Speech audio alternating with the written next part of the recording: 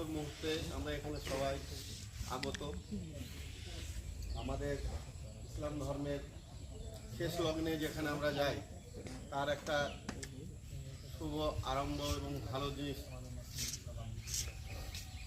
অনুষ্ঠিত হচ্ছে, তার জন্যই আমাদের এখানে জমায়েত এবং কিছু আলোচনা।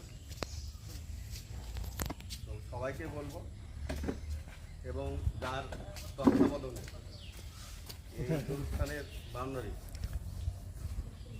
আপনাদের সামনে আছেন বিশিষ্ট সমাজসেবী এবং জেলা পরিষদের সদস্য। এখানে দুজন জেলা পরিষদের সদস্য আছেন, একজন সদস্য স্বামী রাশিদুল শাহ। ইনাদের তত্ত্বাবধানে আজকের এই মালিপাড়া গরুস্থানের বাউন্ডারি হচ্ছে।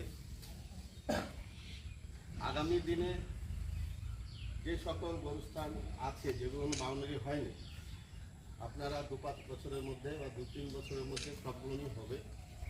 এখন এসব কাজের দিকে অনেকটাই মানুষের ঝুঁকি এবং চাহিদা আছে।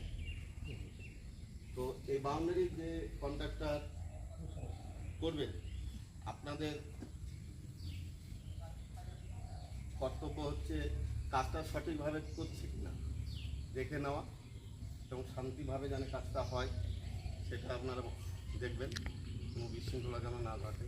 তা ধর্মীয় জায়গায় একটা বাউন্ডারি হবে, সেটা নিয়ে যেন কোনো বিশৃঙ্খলা না ঘটে এবং আপনাদের সহযোগিতা যেন থাকে।